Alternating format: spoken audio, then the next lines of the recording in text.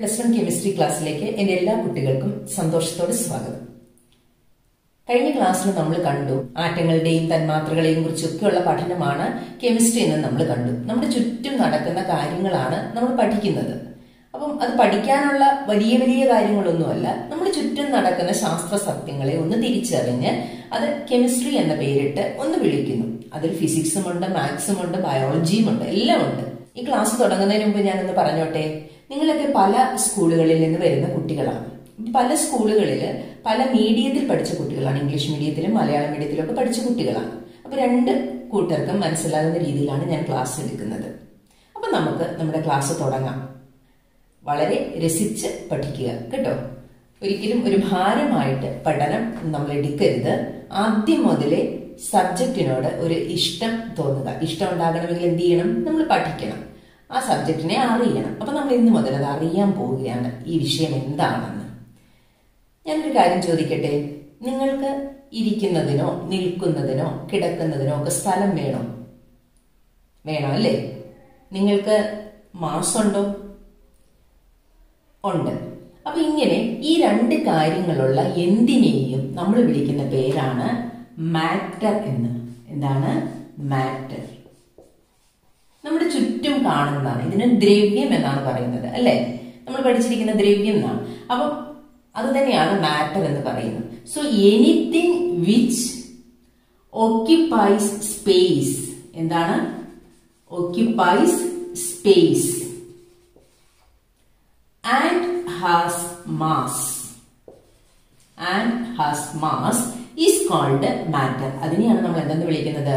Matter എന്ന് വിളിക്കുന്നത്. അത് വേണമെങ്കിൽ ഈ പേനയാകാം അല്ലെ, അല്ലെങ്കിൽ എന്റെ കയ്യിൽ കിടക്കുന്ന ഈ വളയാകാം, അല്ലെങ്കിൽ ഒരു ബുക്കാകാം, അല്ലെങ്കിൽ നിങ്ങൾ എടുത്തു വെച്ചിരിക്കുന്ന ഒരു ബലൂൺ ആകാം, അല്ലെങ്കിൽ ആ ബലൂണിനകത്ത് ഫില്ല് ചെയ്തിരിക്കുന്ന എയർ ആകാം. വായുവിന് ഇരിക്കാൻ സ്ഥലം വേണ്ടേ? വേണമല്ലോ. അതുകൊണ്ടല്ലേ ഒരു ബലൂൺ നമ്മൾ എടുത്ത് അതിനകത്തേക്ക് എയർ ഊതി കയറ്റുമ്പോൾ കുറെ കഴിഞ്ഞ് എന്ത് സംഭവിക്കും? ബലൂൺ പൊട്ടിപ്പോകും അല്ലേ?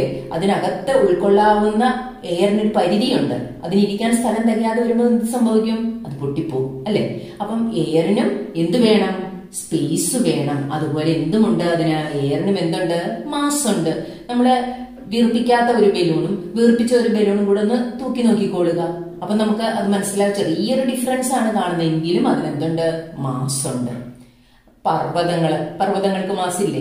പ്ലാന്റ്സിന് മാസില്ലേ? അനിമൽസ്, ഇതിനെല്ലാം എന്താണ്? സ്പേസും വേണം ഇരിക്കാൻ, അതുപോലെ അതിന് മാസും ഉണ്ടായിരിക്കും. So anything which occupy space and has mass is called matter. അതിനെയാണ് നമ്മൾ മാറ്റർ എന്ന് വിളിക്കുന്നത്. ഇനി ഈ മാറ്ററിനെ ഫിസിക്കലായിട്ട് നമുക്ക് ക്ലാസിഫൈ ചെയ്യാം. ഒരുപാട് ക്ലാസിഫിക്കേഷൻ ഉണ്ട്. പക്ഷെ നമ്മൾ പ്രധാനമായിട്ടും നമ്മൾ കാണുന്ന, നമ്മുടെ ചുറ്റുപാടും കാണുന്ന 3 ക്ലാസിഫിക്കേഷൻ ഏതൊക്കെയാണ്? നിങ്ങൾക്കറിയാം. Solid, liquid, gas. ഇനി നിങ്ങൾക്കറിയാവുന്ന സ്റ്റേറ്റ് ഏതാണ്? പ്ലാസ്മയുണ്ട് അല്ലെ? പ്ലാസ്മ സ്റ്റേറ്റ് ഉണ്ട്. ഓക്കെ. പിന്നെ ഏത് അറിയാം? Bose-Einstein condensate.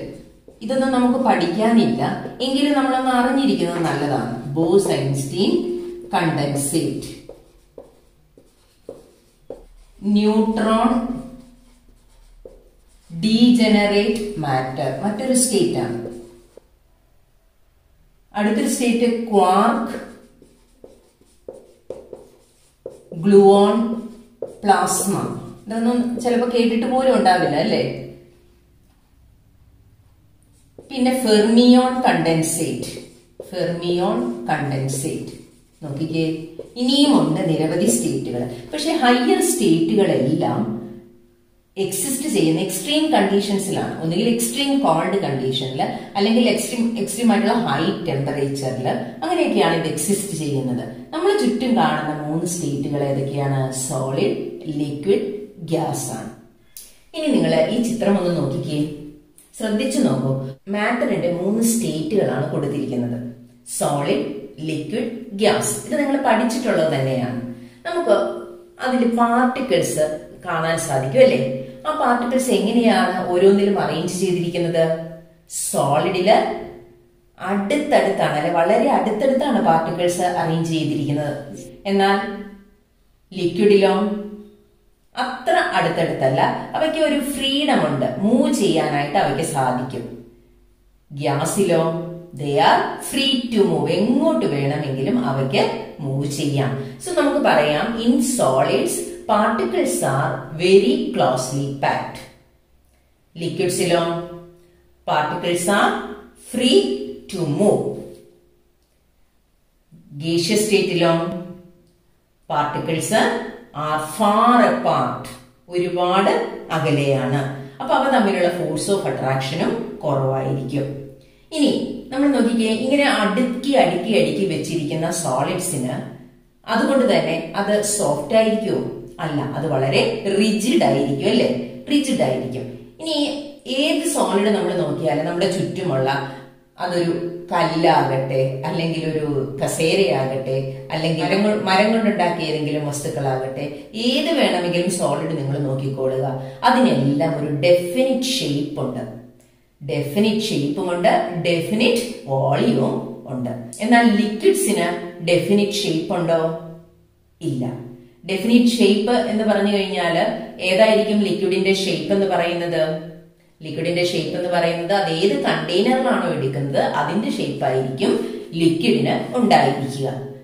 ഗ്യാസിനോ ഡെഫിനിറ്റ് വോളിയവും ഇല്ല, ഡെഫിനിറ്റ് ഷേപ്പും ഇല്ല. ഓക്കെ, അപ്പൊ നമ്മൾ ഈ ചിത്രത്തിൽ കണ്ടു പറഞ്ഞ കാര്യങ്ങളെ ഒന്ന് എഴുതിയിരിക്കുന്നത് മാത്രമാണ് ഇത്.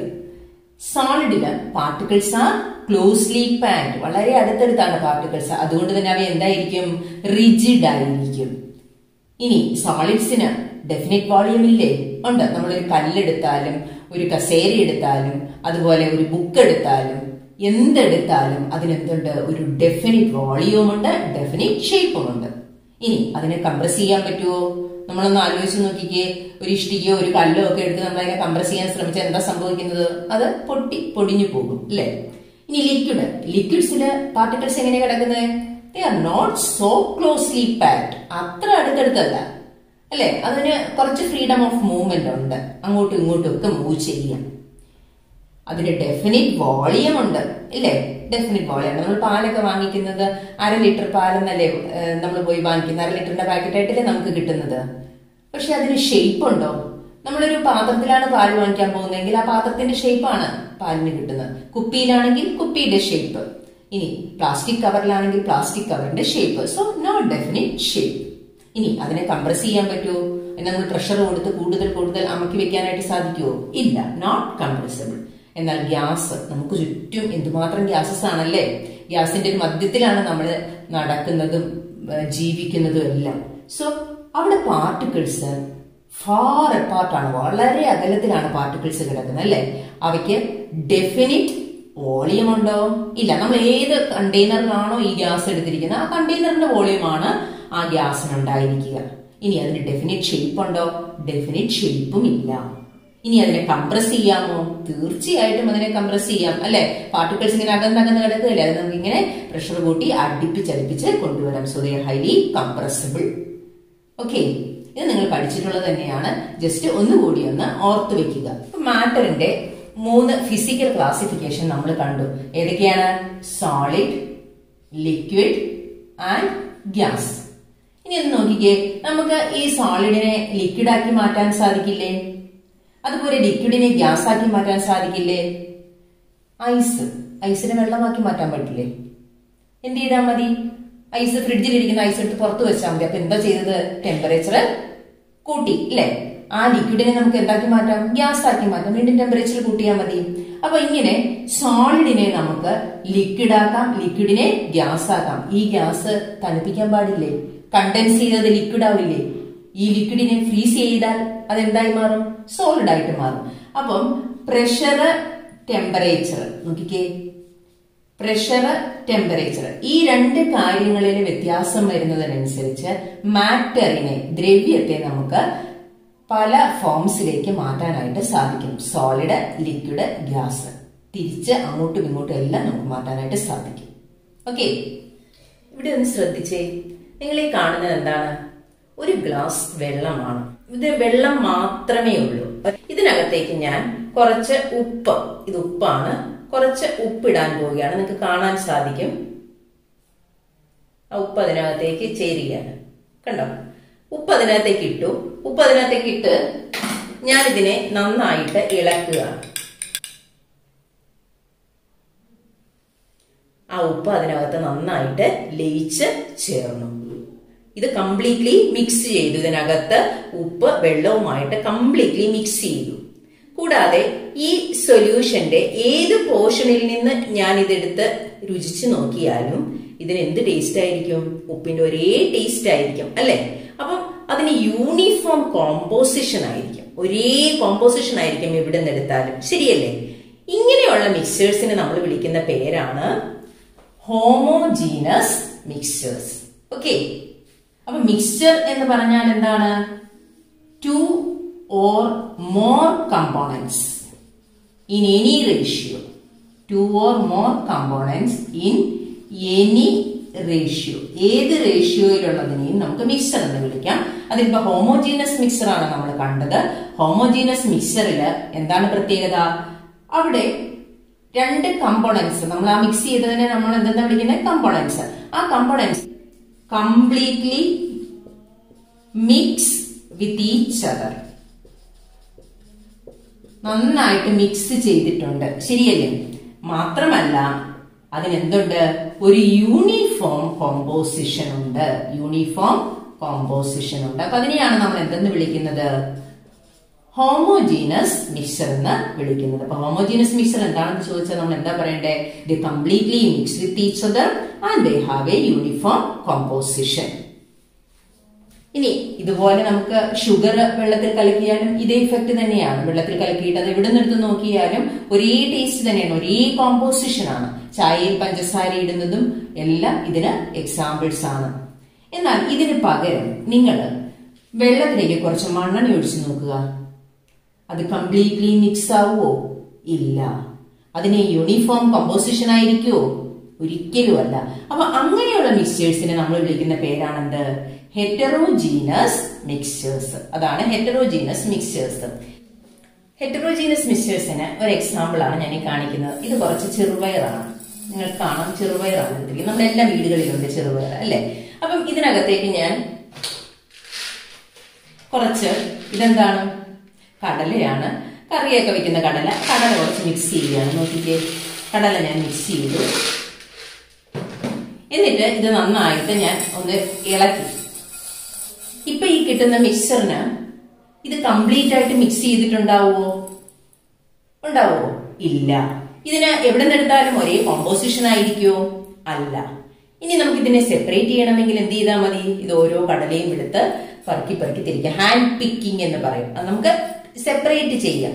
ഈ ഹെറ്ററോജീനസ് മിക്സ്ചേഴ്സിനെ പല കമ്പോണൻസ് ആയിട്ട് നമുക്ക് ഫിസിക്കൽ മെത്തേഡുകൾ വഴി സെപ്പറേറ്റ് ചെയ്യാം. ഓക്കെ, അപ്പം ഹെറ്ററോജീനസ് മിക്സ്ചേഴ്സും ഹോമോജീനസ് മിക്സ്ചേഴ്സും തമ്മിലുള്ള വ്യത്യാസം മനസ്സിലായല്ലോ. ഓക്കെ,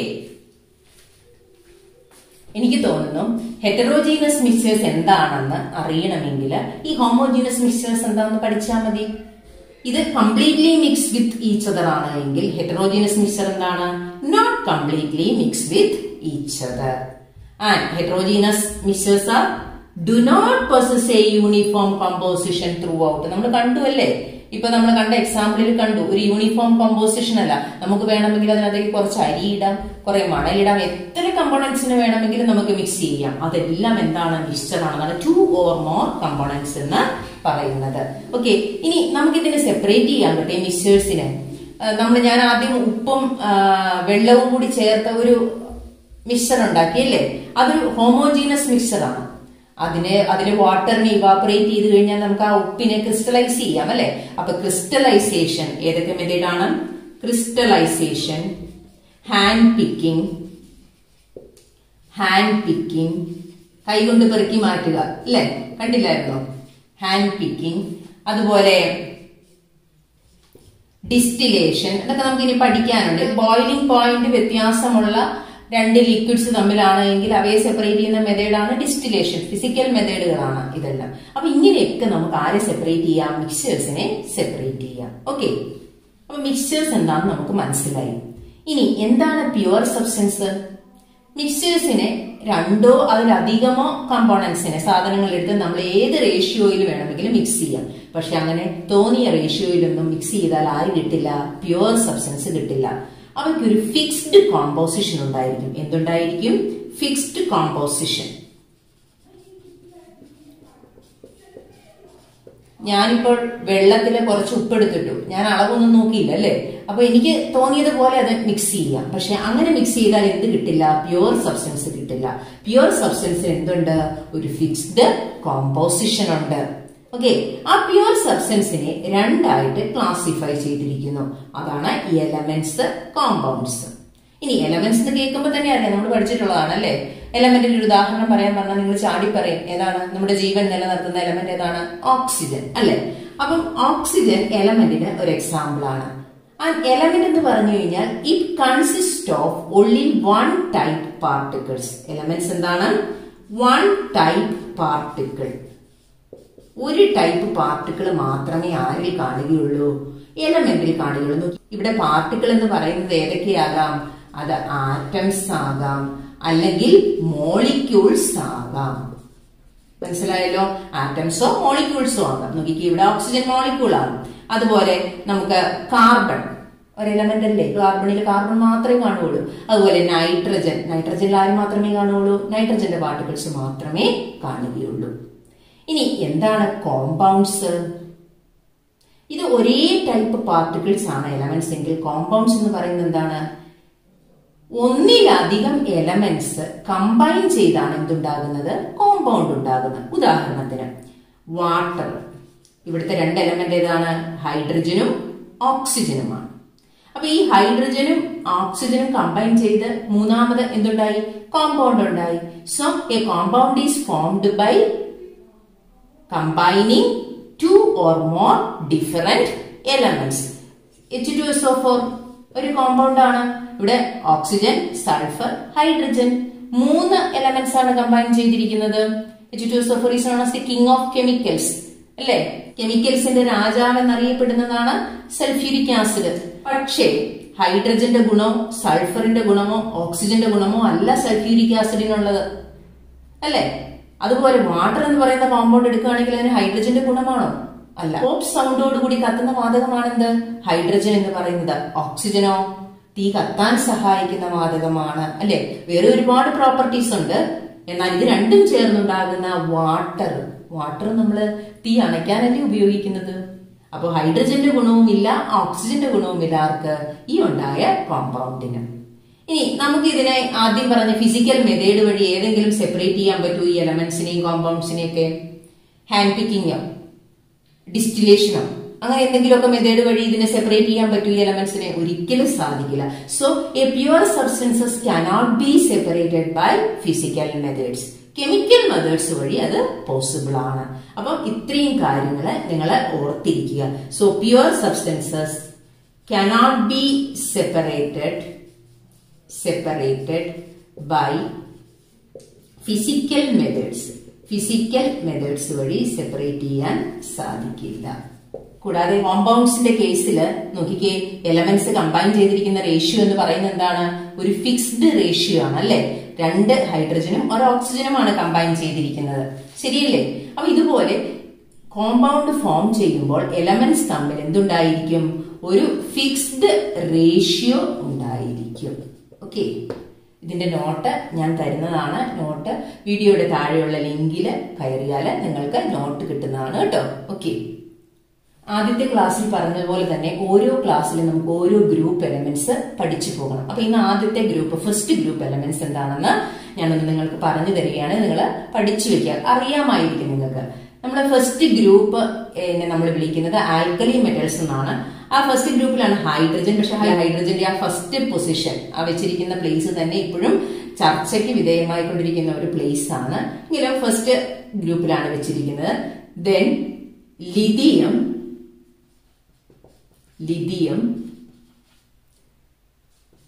സോഡിയം, Na എന്നാണ് symbol, sodium, potassium, K, rubidium, caesium, francium. ഇതാണ് എലമെന്റ്സ്. അപ്പൊ നമുക്ക് ആദ്യത്തെ ക്ലാസ്സിൽ ഫസ്റ്റ് ഗ്രൂപ്പ് എലമെന്റ്സ് പഠിച്ചു വെക്കുക. ഹൈഡ്രജന്റെ അറ്റോമിക് നമ്പർ 1 ആണെന്ന് നമുക്കറിയാം. ലിഥിയത്തിന്റെ അറ്റോമിക് നമ്പർ 3 ആണെന്നറിയാം. അടുത്ത സോഡിയത്തിന്റെ അറ്റോമിക് നമ്പർ നമ്മളൊക്കെ അറിഞ്ഞുകൂടാ. അപ്പൊ എന്ത് ചെയ്താൽ മതി, ഈ 3യുടെ കൂടെ 8 ആഡ് ചെയ്യുക. അപ്പൊ നമുക്ക് സോഡിയത്തിന്റെ അറ്റോമിക് നമ്പർ കിട്ടും, ദാറ്റ് ഈസ് 11. പൊട്ടാസ്യത്തിന്റെ അറ്റോമിക് നമ്പർ കിട്ടണമെങ്കിൽ നമുക്ക് അതിന്റെ കൂടെ ഏത് ആഡ് ചെയ്താൽ മതി, 8 ആഡ് ചെയ്യുക. അഗെയിൻ 8. അപ്പം ഇതിന് നമുക്ക് 19 എന്ന് കിട്ടും. ഇനി റുബീഡിയത്തിന്റെ അറ്റോമിക് നമ്പർ കണ്ടുപിടിക്കാൻ വേണ്ടി ഈ 19ന്റെ കൂടെ വീണ്ടും നമ്മൾ 18 ആഡ് ചെയ്യുക. നമ്മുടെ 37 കിട്ടും. ഇനി സീഷ്യത്തിന്റെ അറ്റോമിക് നമ്പർ കിട്ടാൻ വേണ്ടി വീണ്ടും ഈ 37ന്റെ കൂടെ 18 ആഡ് ചെയ്യുക. 18 ആഡ് ചെയ്യുമ്പോൾ 55 കിട്ടും. ഇനി ഫ്രാൻസിയത്തിന്റെ അറ്റോമിക് നമ്പർ കിട്ടാൻ വേണ്ടി ഇതിന്റെ കൂടെ 32 ആഡ് ചെയ്യുക. അപ്പൊ ഫ്രാൻസിയത്തിന്റെ അറ്റോമിക് നമ്പർ 87 കിട്ടും. ഓക്കെ, ഇതൊന്ന് പഠിച്ചു വെച്ചേക്കുക. ഈസി ആയിട്ട് ഫസ്റ്റ് ഗ്രൂപ്പ് എലമെന്റ്സ് ആണ് ഇത്. First group. ഇനി ഈ ഭാഗത്തു നിന്നുള്ള 1-2 ചോദ്യങ്ങൾ നിങ്ങൾ എഴുതി പഠിക്കുക. Define matter. മാറ്റർ എന്താണെന്ന് ഡിഫൈൻ ചെയ്യുക. Second one, distinguish homogeneous and heterogeneous mixtures with examples. Second, elements and compounds with examples. Examples സഹിതം ഇത് ഒന്ന് ഡിസ്റ്റിംഗ്വിഷ് ചെയ്യുക. തുടക്കം മുതലേ നന്നായിട്ട് പഠിക്കുക. അപ്പൊ നമുക്ക് അടുത്ത ക്ലാസ്സിൽ കാണാം. ഓക്കെ.